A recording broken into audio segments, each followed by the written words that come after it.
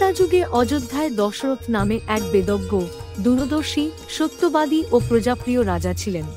কৌশল্যা, কৈকেয়ী ও সুমিত্রা নামে রাজা দশরথের ৩ রানী ছিল। অনেক দিন অতিবাহিত হওয়ার পরেও তার কোনো সন্তান না হওয়ায় তিনি সন্তান কামনায় অশ্বমেধ যজ্ঞের আয়োজন করেন। ঋষ্যশৃঙ্গ নামক এক মুনি যজ্ঞের পৌরোহিত্য করেন। এই সময়ে দেবতারা রাবণ নামক এক পুলস্তবংশীয় রাক্ষসের অত্যাচারে অতিষ্ঠ হয়ে ব্রহ্মার শরণাগত হন। রাবণ ব্রহ্মার নিকট বর পেয়েছিলেন যে কোন দেবতা, গন্ধর্ব, যক্ষ ও রাক্ষসের হাতে তার মৃত্যু নেই, কিন্তু মানুষ তাকে বধ করতে পারবে। তাই ব্রহ্মার অনুরোধে দেবতারা বিষ্ণুর নিকট প্রার্থনা করেন যে তিনি যেন মনুষ্যরূপে পৃথিবীতে অবতীর্ণ হয়ে রাবণকে বধ করেন।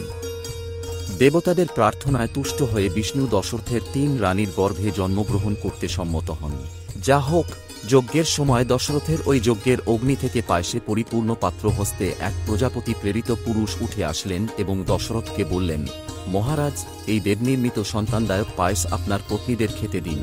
তারপর দশরথ ওই পায়েসের অর্ধাংশ কৌশল্যাকে, অবশিষ্ট অর্ধেকের অর্ধাংশ সুমিত্রাকে এবং অবশিষ্ট অর্ধেকের অর্ধাংশ সুমিত্রাকে খেতে দিলেন, অর্থাৎ ১৬ ভাগের ৮ ভাগ কৌশল্যাকে, ৪ ভাগ কৈকেয়ীকে এবং ২ ভাগ সুমিত্রাকে খেতে দিলেন।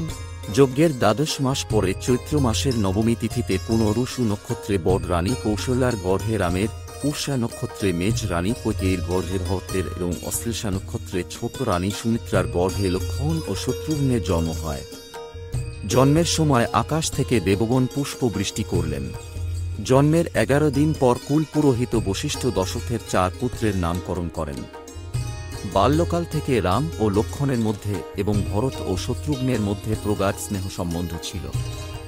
রাজা দশরথ ৪ পুত্রের মধ্যে রামকে অত্যাধিক স্নেহ করতেন।